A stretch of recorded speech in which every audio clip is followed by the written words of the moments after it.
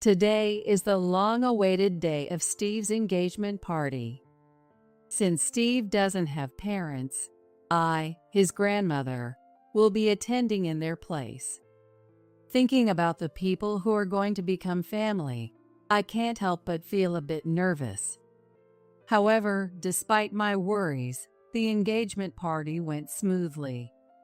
Steve's fiancée, Nancy's parents were both smiling and conversing with Steve. Amidst all this, Nancy suddenly spoke to me. So it's true that Steve was raised by his grandma. Oh yes, didn't Steve tell you? He did. I just thought, no way. Nancy stared at me intently, as if assessing me again. Her mother, looking very much like Nancy, gave me the same scrutinizing look. Then she glanced at my classic dress and giggled. Well, it's about time for dinner. The table was filling up with luxurious dishes that I don't usually eat. However, in front of me was just a small plate of pickles with no fork. What is the meaning of this? I felt as if I had been hit over the head. When I asked, my voice trembling, Nancy's mother giggled and said, It's quite the meal for a poor pensioner, isn't it? Why did I have to endure such words? Do they understand how rude they are being? Are these the people I'm supposed to become family with? My thoughts were swirling with anger, sadness, and frustration, and I couldn't say a word. Then Steve, who was sitting next to me, stood up silently and said in a terrifyingly low voice, That's enough. Let's go home, Grandma. I'll take you back to your high-rise condo. What? A high-rise condo? Ignoring Nancy's high-pitched voice, Steve continued, Grandma doesn't deserve to be treated so rudely. Because Grandma is. My name is Katherine Johnson. After living a busy life, I suddenly found myself 64 years old. Now, I enjoy my remaining years while holding a design class for children once a week. My daughter Diana has become independent, and I now have a lovely grandson named Steve. I've become a full-fledged grandma. With a shopping bag in one hand, I headed to my favorite fruit store with a light step. When I showed up at the fruit store, the owner immediately noticed me and greeted me cheerfully. Hello, Catherine. You're in a good mood today. Oh, you can tell? The sharp-eyed owner quickly noticed my good mood. I nodded big, feeling pleased that he noticed. Actually, Diana and her family, including my grandson Steve, are coming to visit. And today is also Diana's wedding anniversary. After losing my husband early, I always looked forward to Diana occasionally sending me photos of Steve and visiting with him. Diana values not only messaging on her phone, but also writing letters by hand, sending them during the seasons and travels. A few weeks ago, she sent me a card from a family trip to a spa, mentioning they would visit for their anniversary. It's wonderful they're coming to visit on such a special day. That's great. By the way, the new cake shop in the neighborhood has the perfect cakes for celebrations. The owner was moved, as if it were his own family, showing me the town magazine with the cake shop advertisement. While the cake shop looked stylish and new, I shook my head in response. No, I thought I'd bake something myself. I came to buy the ingredients today. Since Diana's family was coming to visit for their special anniversary, I wanted to do something special to welcome them. I wanted them to have a wonderful anniversary. When I conveyed my feelings, the owner was so moved that he gave me a small discount on the fruit, calling it an anniversary discount. Then I went home, baked a cake, and eagerly waited for the three of them to arrive. As the sun set and the sky grew dark, I began to feel anxious. They're late. When Diana and her husband visit, they usually arrive by the evening. Diana is always diligent about letting me know if they're going to be late. It's strange not to hear from her this late at night. Could something have happened? As the night deepened, my anxiety grew. I couldn't bring myself to eat dinner alone when suddenly my smartphone rang loudly. I picked it up and saw it was Diana's number. I breathed a sigh of relief and answered the call. However, the voice on the other end was not Diana's but a calm male voice. Hello, this is the police. Are you the mother of Diana Johnson? Yes, I'm her mother, Catherine. Is something wrong, officer? Why is the police calling from Diana's number? I felt a chill and tried to keep my voice from trembling as I urged him to continue. Please stay calm and listen. There was a multi-car accident on the highway. And Diana? Diana, her husband, and Steve were on their way to visit me when they got into a serious multi-car accident on the highway. They were in critical condition, and I rushed to the hospital they were taken to. But by the time I arrived, it was too late. Diana and her husband had already passed away. Steve. Luckily, Steve had only minor injuries and was sitting alone in a hospital room, looking dejected. I'm so sorry you have to feel so lonely. Seeing him sitting there so helplessly, I couldn't help but hold his small body tightly. Steve tried to smile bravely and shook his head. It's not your fault, Grandma. As long as I have you, I'll be okay. But he couldn't hold back his tears any longer and started crying loudly. Holding him close, I resolved to raise this child as best as I could. I decided to take Steve in. I didn't think I could replace his parents, but I vowed to do my best to ensure he could choose any path in the future. So I cut back on unnecessary expenses. I stopped buying new books and trendy clothes. Luxury furnishings and branded items were out of the question. However, for Steve's growth, I spared no expense on tuition and living expenses. Even so, sometimes doubts would creep into my mind. I chose to raise Steve, but was I really the right person for it? If only Diana's family hadn't planned to visit me on their anniversary. If only I had told them to leave me alone and let them enjoy themselves together when I got the card.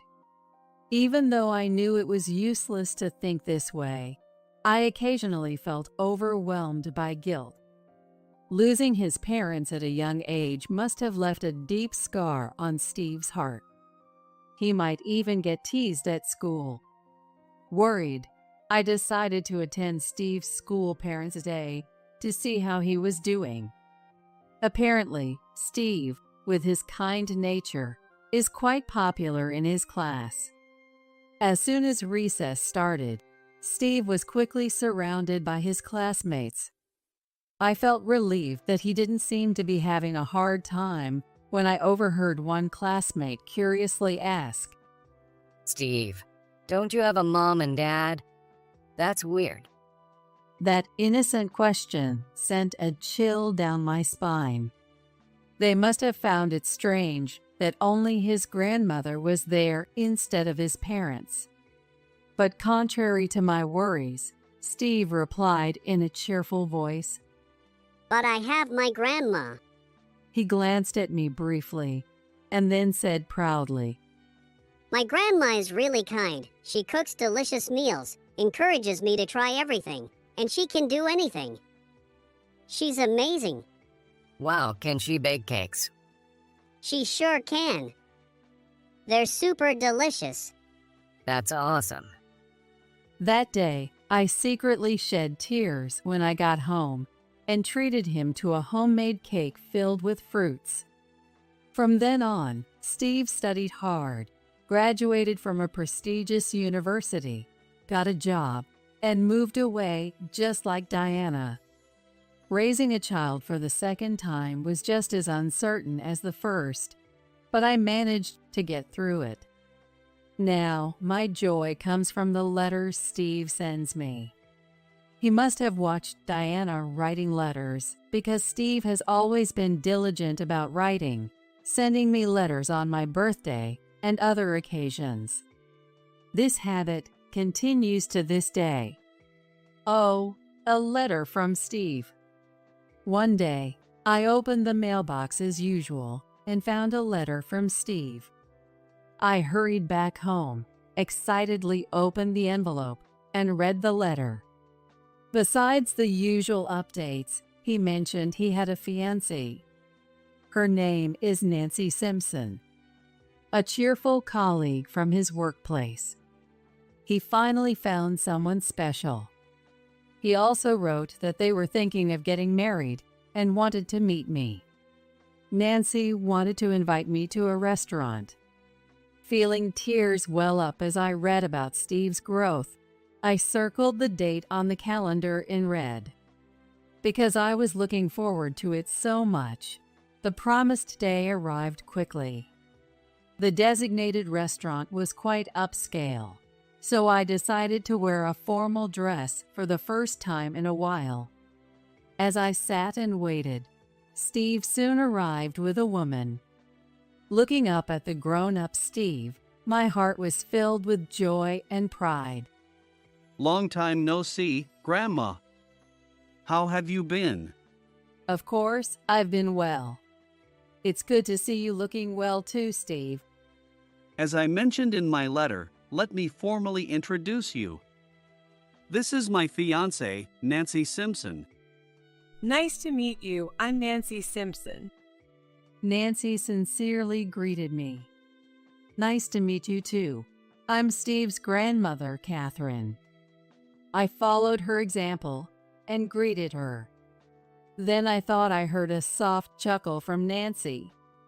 Curious, I looked up to see her staring at me intently.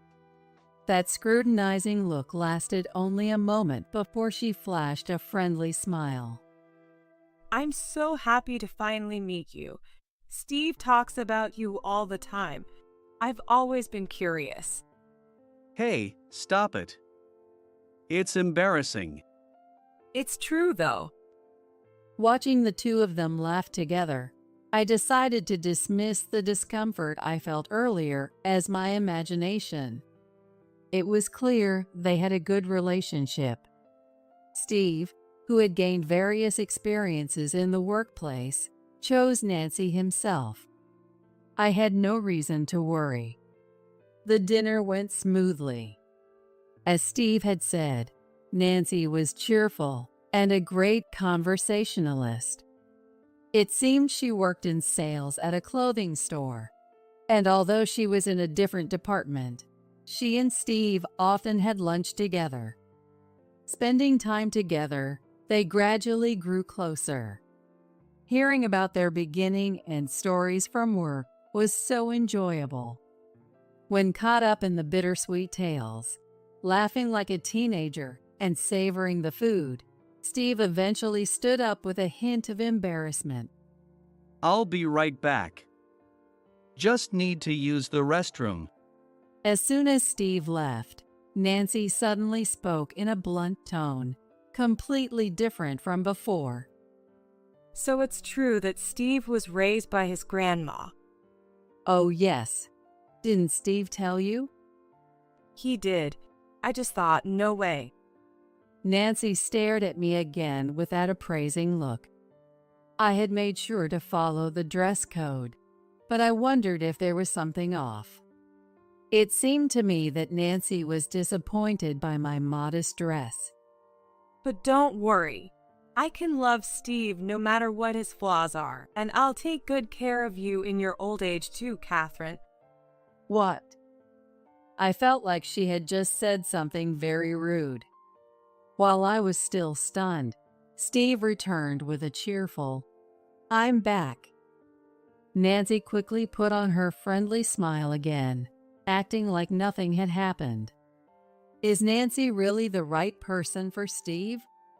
I felt a bit uneasy, but I didn't know everything about Nancy. I didn't want to dismiss the person Steve chose, so I swallowed my anxiety. The wedding preparations progressed smoothly. And before I knew it, today is finally the day of the engagement party. Since Steve's parents had passed away, I was naturally attending in their place. Nancy's family had booked a luxury hotel for the occasion, saying it was a special day. Apparently, they had known the hotel manager for a long time, and he was happy to accommodate the engagement party. Thinking about the people who would become my family made me a bit nervous. Also, I had only met Nancy that one time at the restaurant, and the unease I felt then was still stuck in my throat like a bone.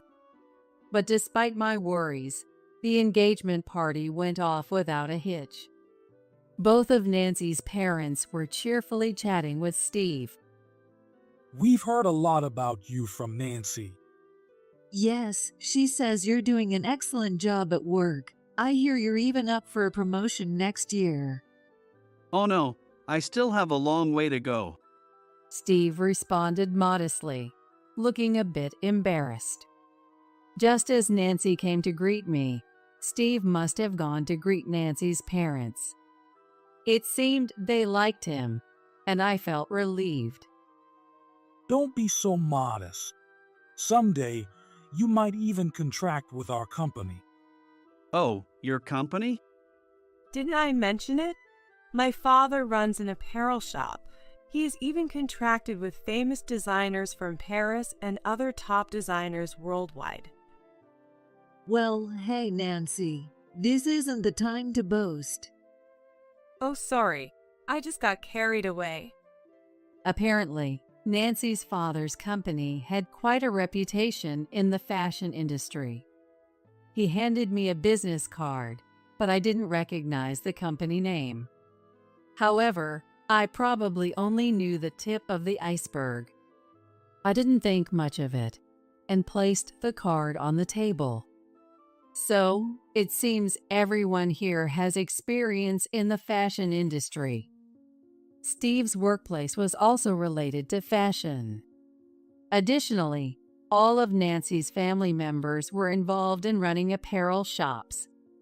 I was thrilled to find such a common ground that could liven up the conversation. Everyone, including you, Catherine? Yes, actually, I used to be a designer. Before I took in Steve, I had worked as a designer. Although I no longer worked as one, those days as a designer were some of the brightest memories I had.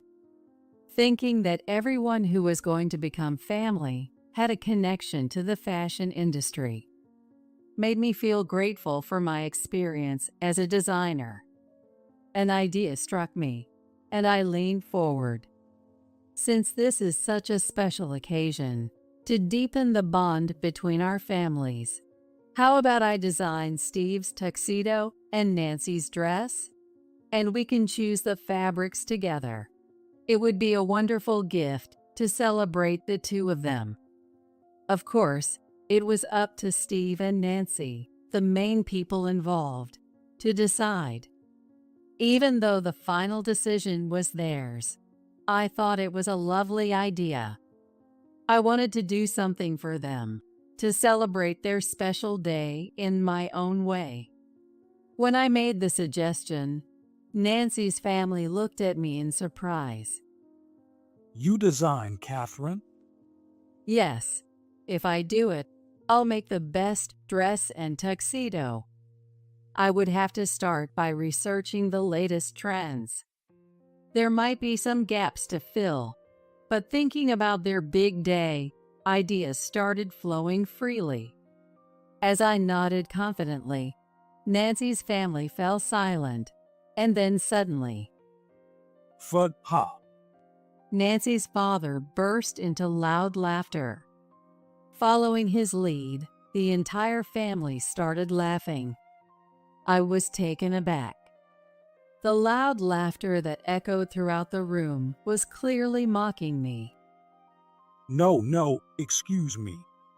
I just didn't expect such a suggestion. Nancy's father said after laughing for a while and then clearing his throat. I appreciate the thought, but we can't accept designs made by someone of your financial status. What? I couldn't comprehend what he had just said. As I stood there speechless, Nancy's mother gave me the same scrutinizing look Nancy had given me before. She glanced at my classic dress and giggled. Don't worry, Catherine.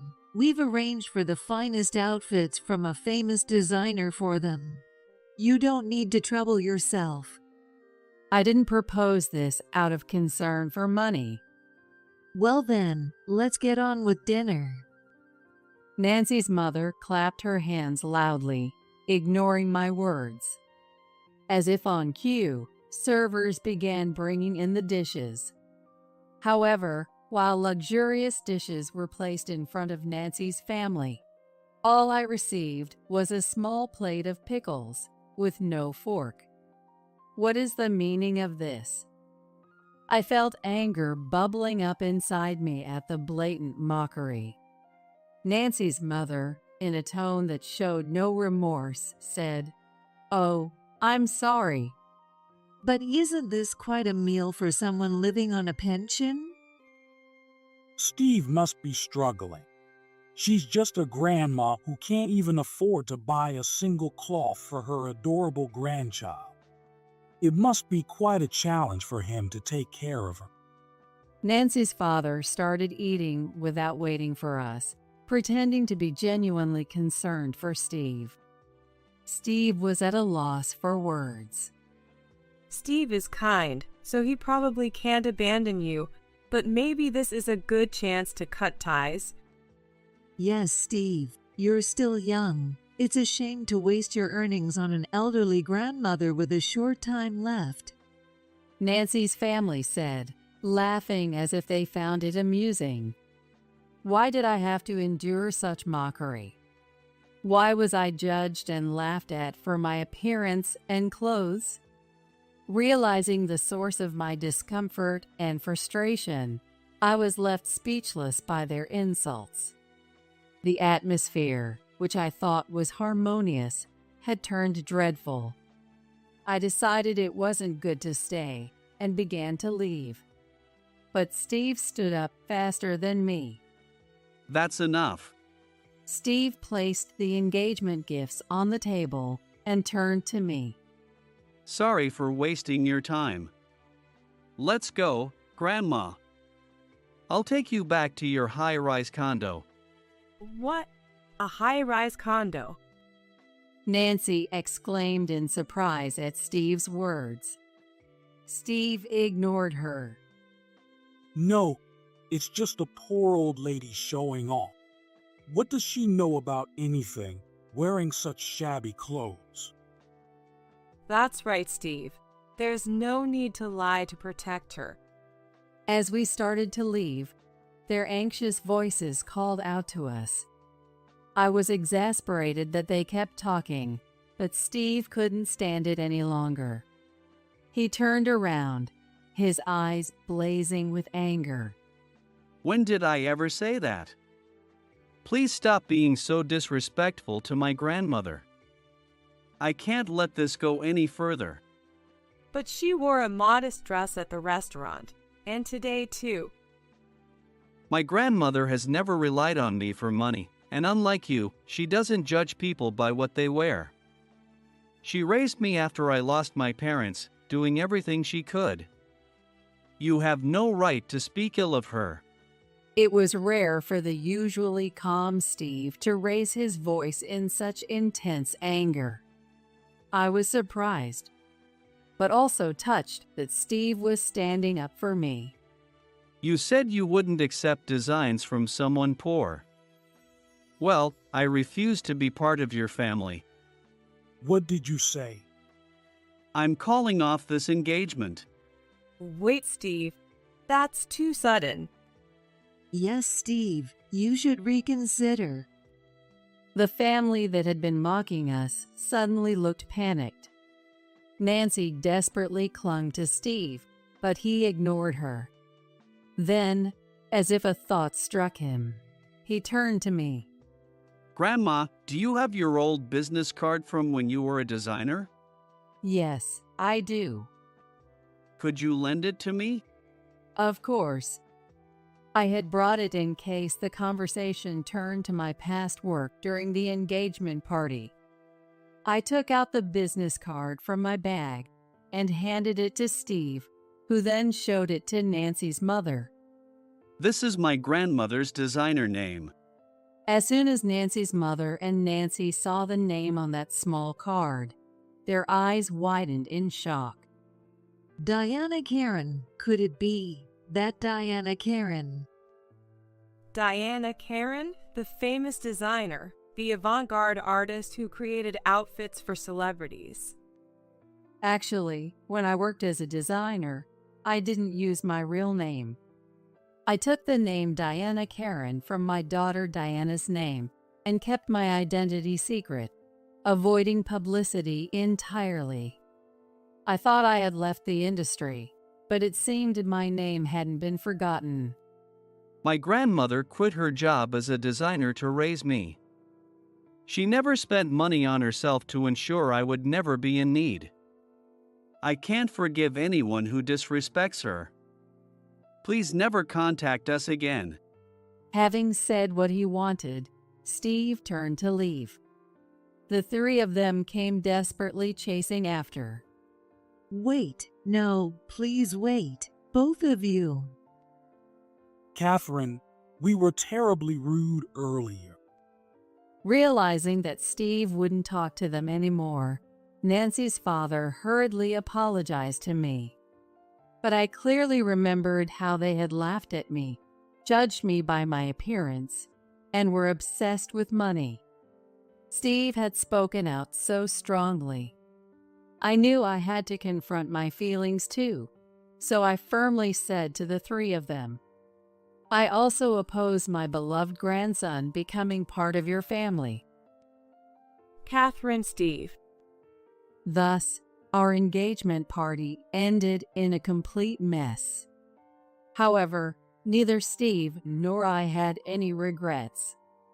Steve was initially downcast, feeling betrayed by Nancy, but he eventually realized it was better to know her true nature before marriage. Afterward, Nancy spread rumors at work, claiming I was the victim of Steve suddenly calling off the engagement. But thanks to Steve's sincere explanation and Nancy's reputation, the misunderstanding didn't spread and soon died down. Despite everything, Nancy still played the victim, saying, I lost the chance to boast about having a wedding dress designed by the legendary designer. People around her were exasperated by her behavior, and she eventually had to resign. Steve wrote to tell me that he had regained his peaceful daily life. However, I still had a minor issue on my end. That was, Catherine, we're so sorry. Please forgive our rudeness. We deeply regret our actions, please. Nancy's family frequently showed up at my home, begging for forgiveness. I wondered how they got my address, but figured they might have asked Steve. It wasn't Steve's fault, but I was frustrated that they kept coming despite the matter being settled between us. I shook my head at the camera on the intercom. No, what's been said can't be unsaid. Not only had Nancy resigned, but her father's company was also struggling. The reason was that word had spread about them insulting the famous designer Diana Karen. One of the renowned designers contracted with Nancy's father's company happened to be my former student. When she heard about the incident, she was furious and promptly withdrew her products. And apologizing for money doesn't mean anything to me. If you persist, I'll call the police. I calmly warned them, but the three of them wouldn't stop barging into the high-rise condo. Eventually, complaints from neighbors led to the police issuing a strict warning to them. One day, as life began to return to normal, I received a call from one of my former students. She was the one who had been contracted with Nancy's father's company. It seemed she wanted me to help her with some work now that I've raised Steve to adulthood, if I had time. Maybe it's not a bad idea to return to designing, I thought. I immediately agreed to her request. And when I went to discuss the future work, it turned out to be at the company where Steve worked. Long time no see, Catherine. Thank you for joining the project. It's been a while. I thought it would be a good change of pace. With you, Catherine, we're unbeatable. Apparently, my student had started a new contract with Steve's company. It must be fate. With renewed determination, I returned to the fashion industry, creating new memories with my beloved student. And as for the growing closeness between my student and Steve, that's a story for another